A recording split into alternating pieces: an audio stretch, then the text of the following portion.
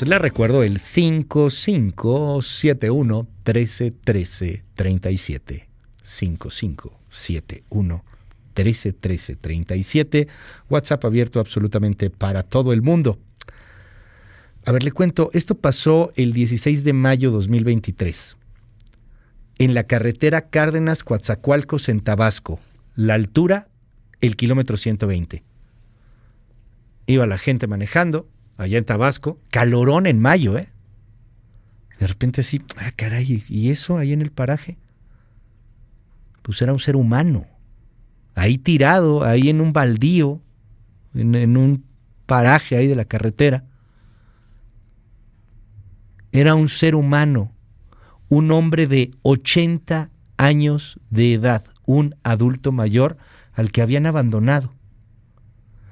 El hombre tenía una playera azul, estaba pues en una posición evidentemente muy, muy lamentable, muy lastimosa, se abrazaba a sí mismo y tenía un pañal. Lo habían abandonado. Padecía demencia, no sabía quién era, no sabía quién era su familia. Simplemente lo aventaron ahí en la carretera. Esto pasó aquí en México, le repito, fue en Tabasco hace 2 meses, en mayo. El 15 de junio se conmemoró el Día de Conciencia por el Abandono a la Vejez. Y hoy vamos a hablar del tema. Estamos abiertos a todas las preguntas. ¿Qué hacemos cuando pasa esto? ¿Qué podemos hacer con nuestros adultos mayores? ¿Cómo cuidarlos? ¿Y qué pasa cuando, seamos francos, no se puede cuidar? 5571 131337. La doctora Cintia Penélope Sánchez, geriatra, está aquí con nosotros. Muchas gracias, Cintia, por estar aquí. Bienvenida. Bueno, muchas gracias por la invitación y me encanta este tema. No, pues a eso te dedicas, ¿no? A eso dedicaste tu vida. Sí. Oye, ¿a qué edad uno es viejo?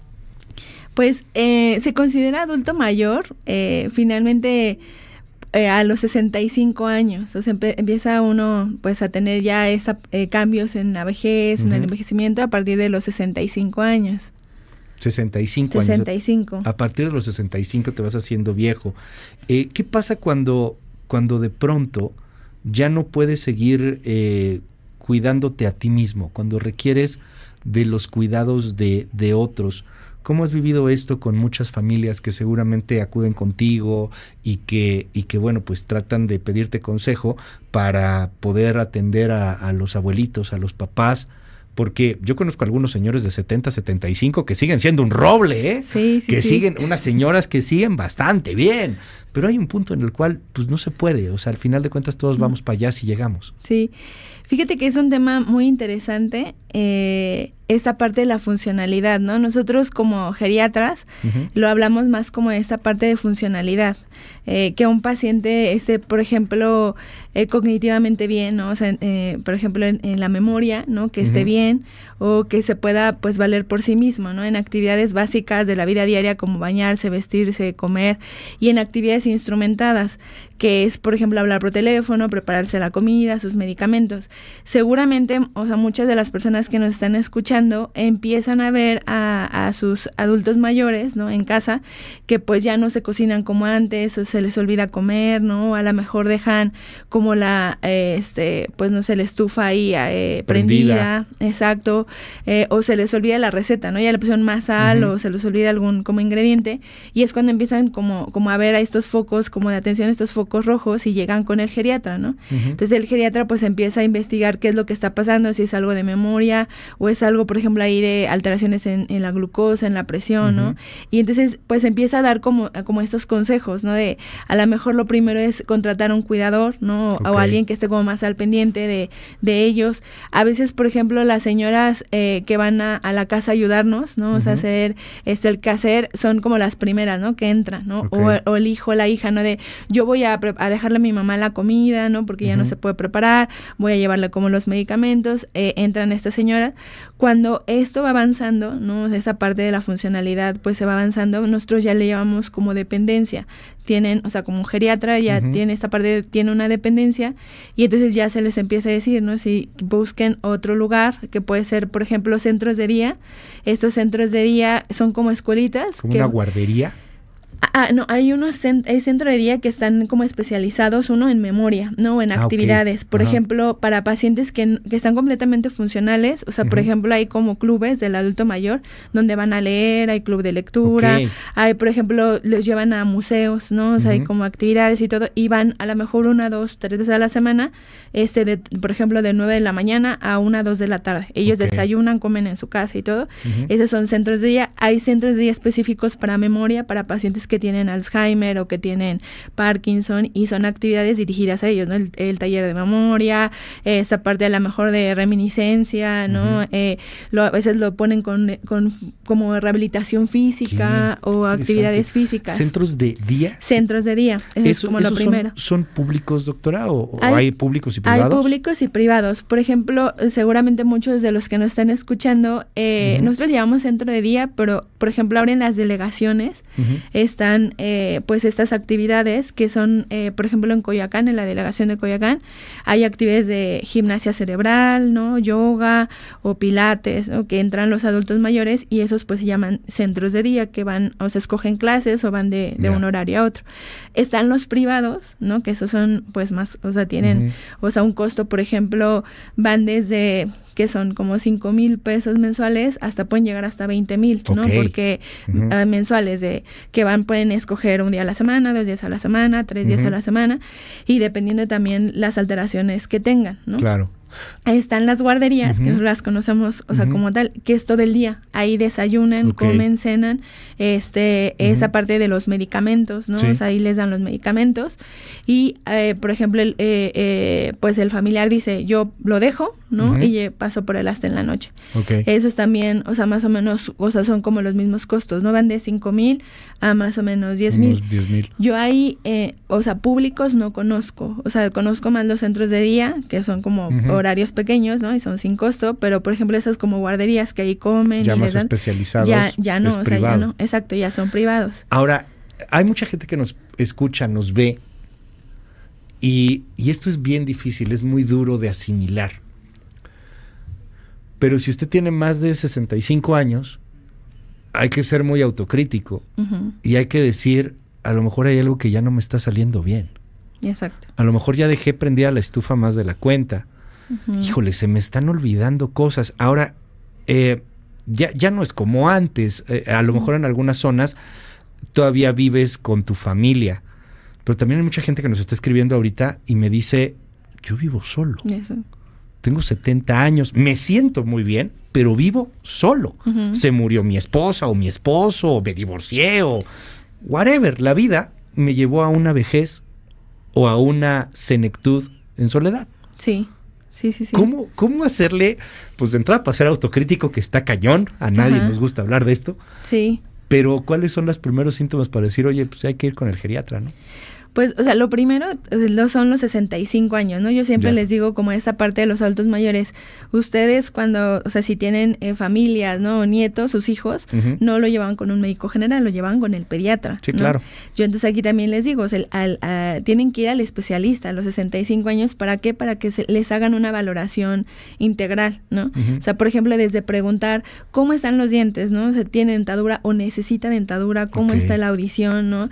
¿Cómo camina? Si necesita ya bastón o no necesita bastón, hacer una prueba de memoria para ver si hay alteraciones, porque luego empiezan ellos, ¿no? De, bueno, pues que se me olvidan las cosas, pero pues es porque ya estoy viejito, ¿no? Porque ya tengo 70, ¿no? O sea, eso no debería de ser, ¿no? Como ahorita platicábamos, hay adultos mayores de 80, 90 años que escriben libros, ¿no? O sea, dan ponencias, corren maratones. Eso es lo que se debería de llegar. O sea, esta parte del envejecimiento, nosotros le llamamos como exitoso o saludable, ¿no? Que ahorita, por ejemplo, la Organización Mundial de la Salud, estamos hablando de esto, de esta década, ¿no? Esta década de envejecimiento saludable, y se hacen como muchas campañas. Ahora, sí es importante acudir, ¿no? O sea, acudir con el médico. Nosotros tenemos estas como señales de alarma, ¿no? Si, por ejemplo, ya no puedes como tú realizar como tus cosas solito, ¿no? Que ahorita a lo mejor yo vivo solo, pero ya no puedo ir al banco, o me está costando trabajo ir al banco para sacar mi pensión, se me olvida, estoy como cambiando las contraseñas, o se me están perdiendo las cosas, ¿no? Se me pierde mucho la cartera,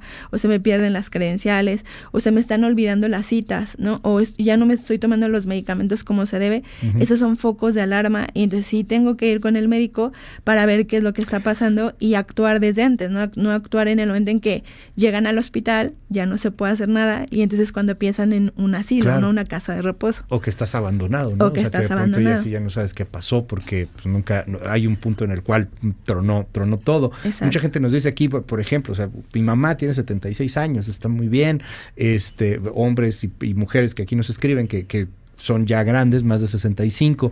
El tema es ir detectando estas pequeñitas cosas que pueden llegar a pasar y simplemente pues ir por cualquier cosa, a lo mejor hasta por su ego, oiga. A lo mejor seguro te ha pasado, doctora, llega una persona de 70 años y sale con un ego desbordado porque le dijiste que es un roble y que tiene un ritmo cardíaco mejor que un chavito de 30, ¿no? Sí. O sea, hasta por el ego, hombre, ir y visitarlo. Aquí en este país, no sé si por las películas de Pedro Infante, pero sí tenemos muchos tabús. Uno de ellos es el asilo. Sí. Un asilo. No, ¿cómo voy a mandar a mi papá o a mi mamá a un asilo? ¿Cómo va a ir a un asilo? ¿Cómo son los asilos en México? ¿Cómo son en el mundo? ¿Qué es un asilo? Obviamente nadie desea eso porque pues nadie desea terminar estos días en la vida, pero todos vamos de alguna u otra manera hacia allá. ¿Qué es un asilo? La palabra como asilo finalmente ya no se usa, o sea, ya por esta parte, ¿no? De que tiene como mucho... Connotación negativa. Exacto, entonces nosotros le llamamos más casas de reposo. Casas de reposo. Entonces están esas casas de reposo que también hay públicas, hay por fundaciones, por ejemplo, INAPAM tiene sus casas de reposo, donde tú puedes llevar a tu adulto mayor, el DIF tiene, por ejemplo, el asilo Mundet también, o la casa de reposo Mundet, tiene, y tú vas, son sin costo, o sea, tú llevas a tu familiar, y hay como algunos requisitos, ¿no? O sea, no es a cualquiera, no es como de, a lo mejor, yo quiero llevar a mi papá, ¿no? Pero sí podría a lo mejor pagar un asilo un poquito más caro, ¿no? Hay asilos, por ejemplo, desde 8,000 pesos, o sea, la mensualidad, ¿no? Y ahí los cuidan las 24 horas, hay cuidadores, les dan, o sea, su comida, tienen a veces como algunas actividades. Aquí, pues, lo que buscan, por ejemplo, los familiares mucho es las habitaciones. Hay habitaciones, por ejemplo, compartidas, o hay habitaciones individuales. Obviamente, pues, entre más habitaciones individuales, los costos llegan hasta 30,000 o 40,000 pesos. Por ejemplo, hay asilos en Santa Fe, 30,000 pesos 30,000 o 40,000, ajá. Ya. Y también depende, o sea, de la valoración que les hagan iniciales, porque a veces dicen, bueno, yo puedo cuidar a tu papá, pero fíjate que ahorita no ya tiene a lo mejor Alzheimer o ya lo van a llevar a la casa de reposo, necesita otro cuidador, ¿no? Ya, por ejemplo, individual, ahí les cobran un poquito más. Claro. Si necesita oxígeno, les cobran, o sea, otro monto extra, ¿no? Entonces, también dependiendo de cómo llegue el paciente, pues les van como cobrando un poco más.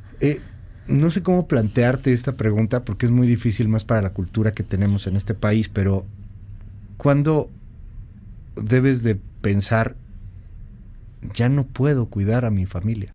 No puedo cuidar a mi abuelo. ¿Cuándo? O a mi papá o a quien sea. ¿Cuándo es esa decisión que se debe tomar en familia en torno a ir a una casa de reposo? Sí, aquí la principal, o sea, como a lo mejor la decisión, ¿no?, que se toma al final es cuando se sale de las manos, ¿no? O sea, a lo mejor cuando han habido situaciones, y eso pasa mucho en las familias, que no se pueden controlar, ¿no? Por ejemplo, como caídas, ¿no? O sea, pacientes que están como cayendo, o sea, es que sabes que mi papá se cae, ¿no? O sea, sale a lo mejor al mercado, o va a la iglesia, o salen, no sé, a comprar el periódico y se cae, ¿no? Ya a lo mejor hemos tenido como 3 o 4 caídas en los últimos 6 meses, se ha perdido, ¿no? Por ejemplo, ya se salió y se perdió, o sea, un vecino pues lo vio y pues lo regresó, ¿no? O sea, ya no. Por ejemplo, dejan de comer, se les olvida ya comer, ¿no? Entonces ahí tienen como la comida, se les echan a perder los alimentos, ¿no? Ahí en esos momentos cuando empiezan a tener como estas señales de alarma de medicamentos, o sea, cosas que ponen en riesgo su vida, ¿no? Si yo, por ejemplo, me tomo mal el medicamento, pues me puedo, o sea, llegar a morir, ¿no? O me tomo de más. Si yo dejo de comer, pues también, o sea, me puede pasar algo. Entonces, cuando pasan cosas que te ponen en riesgo la vida, es cuando tú debes de pensar en a lo mejor una casa de reposo. Yo siempre les digo a mis adultos mayores o a mi familia o las familias que yo tengo que a lo mejor la primera opción es un cuidador. Hay muchas empresas también acá en México, si ustedes ponen en Google, hay muchas empresas de cuidadores, ¿no? O sea, hay empresas de cuidadores, hay empresas de enfermeras. muchas de las veces es mejor. ¿Por qué? Porque pues están con el adulto mayor, le ponen como actividades, ¿no? O sea, comen juntos. Por ejemplo, ir a una casa de reposo, ¿no? Que ahí pues son muchos adultos mayores, a veces se deprimen, dependiendo de la casa de reposo, se deprimen o tienen más alteraciones como de memoria. Ahora, pues todos quisiéramos estar en una casa de reposo de 40,000 o 60,000 pesos, que es un departamento para ti solito, ¿no? Y con una enfermera. Pero muy poca gente puede pagar algo así. ¿No? Y además, ¿cuántos años? ¿No? Que también eso hay que pensar. ¿No? O sea, porque uno dice, bueno, lo va a meter 1 o 2 años, ¿no? Y cuando dices, no, o sea, tu papá va a llegar 15, 20 años. Estar pagando eso, pues es mucho para una familia mexicana. Nos dicen aquí, ¿cómo hablar con ellos en particular? ¿Cómo podemos hacer comprender a un adulto mayor de asistir a lugares así o de tener cuidadores? Esta persona en particular dice, mi mamá tiene 82 años, tiene independencia de movilidad, pero la verdad pasa mucho tiempo sola y no logro convencerla de que tenga alguien que la cuide o de que asista a una de estas casas. Lo primero que tenemos que hacer, y mucho con los adultos mayores, es no tratarlos uno como niños, ¿no? O sea, no infantilizar. Eso es súper importante. No, o sea, porque siempre, o sea, pasa de, chiquito, ¿no? Y ahí sube, o sea, no son nuestros hijos, ¿no? O sea, es muy importante esa parte de decir, son nuestros papás, y también ver la otra parte. O sea, si nunca vamos a nosotros como hijos a ser como mayores, ¿no? Siempre nos van a ver como nuestros bebés, ¿no? O sea, siempre nos van a ver como nuestro niño. Entonces, nosotros no podemos llegar a ordenarle a nuestros papás que hagan las cosas. Entonces, yo creo que lo primero que tienen que hacer es siempre decirles la verdad, o sea, ser como muy claros, apoyarse de su geriatra. Y a veces lo que nosotros hacemos para incluir a una persona, a un cuidador o a una enfermera en casa, es como, o sea, decir, vamos a probar. O sea, unas horas, ¿no? O sea, una vez a la semana vamos a probar, yo voy a estar aquí para que veas cómo te ayuda, cómo está, ¿no? Y entonces, la mayoría de los cuidadores que yo luego les digo que son como angelitos, ¿no? De los adultos mayores, se van ganando a los adultos mayores, empiezan a hacer las actividades, ¿no? Y entonces, pues, ya después, ¿no? De que venga más días, porque yo necesito que esté más días conmigo, ¿no? Y entonces se va ganando al adulto mayor y va yendo como a las casas, ¿no? O sea, entonces es muy importante, sí, no decirle mentiras a los adultos mayores, o sea, no hablarles como claramente, ¿no? O sea, de qué es lo que puede pasar y acompañarlos. O sea, de si quieren ir a un centro de día, yo te acompaño, vamos a ver cómo son las actividades, para que también vean, porque me ha pasado mucho que con adultos mayores dicen, yo no quiero ir a centros de día porque va a haber viejitos, ¿no? Y entonces dicen, yo no quiero ver viejitos porque yo no estoy viejita, ¿no? O sea, yo estoy bien, o sea, yo soy independiente, funcional. Hay una negativa a eso, ¿no? Exacto, sí, hay una negativa a envejecer. Nadie quiere envejecer. Nadie queremos envejecer. No. Nos dicen aquí en el WhatsApp, gracias por los mensajes, tengo 70 años, vivo sola desde hace 10, gracias a Dios soy independiente, solamente pido ayuda cuando llego a ir al oftalmólogo. Nos dicen aquí en el WhatsApp, muchos no son asilos, son un negocio redondo, ¿cómo saber que no sea pues un negocio así, que alguien que quiere nada más abusar, ¿no? Sí, lo primero siempre es informarse, ¿no? O sea, hay que informarse, hay que ir a las casas de reposo, porque muchas de las veces, o sea, vemos nosotros de, está súper bien, o sea, te pintan, o sea, fotos y te mandan fotos y todo de que el adulto mayor está feliz, ¿no? Pero hay que ir, o sea, hay que ir a las casas y ver dónde viven, cómo están las sábanas, la alimentación, ¿no? O sea, cómo es. Y estar con ellos, no es que lo dejes ahí y ya no sabes nada, ¿no? Exacto. Híjole, este es un temazo, pero ya le prometo que lo vamos a tocar de alguna forma más adelante. Me dice, soy un adulto mayor, no vivo mal, pero la verdad quiero morir con dignidad. Yo quisiera tener en su momento una eutanasia. No tengo para una casa de reposo, no quiero ser una carga para mis hijos. Dejo de preguntarte tu opinión sobre este asunto, si sí o si no, porque es difícil además para un médico el tema. Sí te quiero preguntar algo, ¿qué tanto te comentan eso los adultos mayores? Sí, alguien que mucho. diga, o sea, ya sabes que ya viví, ya me quiero ir. Sí, mucho. O sea, están esa parte, ¿no? O sea, esa parte de, yo no quiero ser una carga para mi familia, estoy muy enfermo, ¿no? O sea, ya no quiero, o sea, como vivir. Entonces también hay que ver esta depresión, ¿no? Claro. Y también manejar como esa parte de la soledad. Ahora, aquí en México, y ahorita de hecho me acaba de pasar con un paciente, acuérdense que está la voluntad anticipada, ¿no? Okay. O sea, esa parte de todos los que nos están escuchando, ustedes se pueden meter a la página igual del gobierno de la Ciudad de México y está esta voluntad anticipada donde ustedes pueden, o sea, igual firmar, ¿no? Este documento donde, o sea, dicen que no los quieren intubar, no los quieren, o sea, hospitalizar o maniobras como de reanimación, y pues eso lo firman y eso lo tienen y ahí están como cubiertos, ¿no? Si ustedes no quieren llegar a una casa de reposo, aquí lo que hay que buscar, como decíamos, este envejecimiento saludable, estar cognitivamente activos, ¿no? O sea, yo no quiero llegar a una casa de reposo, ¿qué estás haciendo ahorita para no llegar a una casa de reposo, ¿no? Sí, yo hago mi terapia cognitiva, hago terapia física, ¿no? O sea, hago todavía ejercicio, me estoy alimentando sanamente, ¿no? Porque a veces dicen los adultos mayores, yo no quiero ir a una casa de reposo, pero se la pasan sentados viendo la tele todo el día, ¿no? Y le dices, hay que hacer ejercicio. Ay, no, pero ¿para qué si ya estoy grande, ¿no? Entonces, hay que buscar también, hay que ser como coherentes, ¿no? Con esta parte, no quiero ser, entonces, ¿qué estás haciendo ahorita? La salud mental en la etapa de la adultez y del adulto mayor, pues también es fundamental. Es muy importante. Doctora, nos quedan un buen de mensajes, cañón, pero mucha gente quiere buscarte, quiere platicar contigo. ¿Cómo le hacen? Es la doctora Cintia Pérez Sánchez. ¿Cómo te encontramos? Cintia Penélope Sánchez Hernández. Cintia Penélope, perdón, Pérez, no, ya te ando poniendo otro apellido, perdóname, ya, llévenme ahorita. Cintia Penélope Sánchez, Penélope, como la canción de Serrat.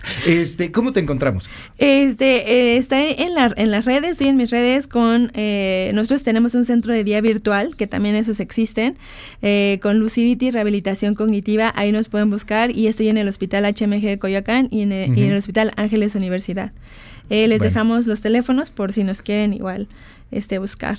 Muchísimas gracias, doctora, de verdad, muchísimas gracias. Ay, Dios, me llegó este mensaje, perdón, ahorita mando el corte. Mi esposa acaba de morir el 30 de junio pasado, tengo 67 años de edad, ya no quiero vivir. Me acaba de llegar, como que lo vi, la foto del WhatsApp, pues es el señor con su esposa. ¿Qué hacer cuando pasa eso? Para cerrar. Híjole, señor, no haga nada extremo, por favor. Sí, no vaya a hacer pues algo. Aquí lo importante es, bueno, si tiene sus hijos o su familia y todo, es no estar solo, ¿no? Cuando alguien tiene una pérdida, que es o sea, una pareja de muchos años, ¿no? Lo primero es no estar solo, o sea, hay que estar con amigos, ¿no? O sea, hay que estar con su familia, platique con alguien, ¿no? O sea, es muy importante platicar con alguien porque pues yo no le voy a decir un medicamento le va a quitar este sentimiento, ¿no? Sino hay que platicar, hay que despedirnos, ¿no? Claro. O sea, podemos buscar, por ejemplo, un tanatólogo, ¿no? Si quiere acudir también, o sea, con un geriatra, con un psicólogo, pero hable con alguien, no esté solo. Yo sé que a veces es bien difícil, o sea, esta situación, más una pérdida, pero no está solo. O sea, cualquiera estamos... El mensaje es que, perdón, es que llegó así de pronto y fue así de... Y vi la fotografía, señor, pues no está solo, lamentamos mucho esa pérdida, de verdad. Doctora, muchísimas gracias.